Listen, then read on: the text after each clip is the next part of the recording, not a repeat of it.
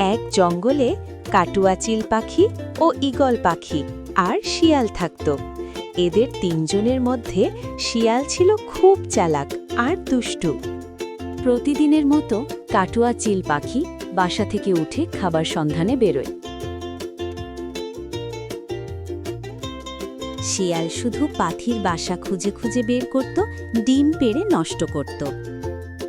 শিয়ালটি খাবারের জন্য ঘোরাফেরা করতে করতে একটি গাছের নিচে দাঁড়িয়ে যায়।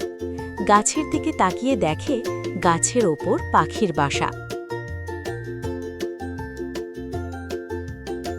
শিয়াল লাফ দিতে দিতে পাখির বাসা থেকে ডিম ফেলে দেয়। ডিম মাটিতে পড়ে ভেঙে যায়।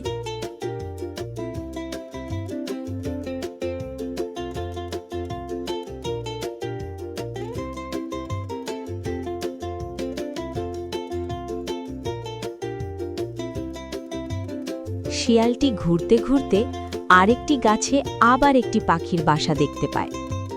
গাছের কাছে গিয়ে পাখির বাসা থেকে ডিম ফেলে দেয়। বাসাটি ছিল ঈগল পাখির। ঈগল পাখি এসে দেখে শিয়াল তার বাসা থেকে ডিম ফেলে চলে যাচ্ছে। ঈগল পাখি ডিমের কাছে এসে বসে। ঈগল পাখি শিয়ালকে ধরার জন্য উড়ে যায়। উড়ে গিয়ে শিয়ালকে ধরে আকাশের দিকে নিয়ে যায় ও ওপর থেকে শিয়ালকে ছেড়ে দেয়।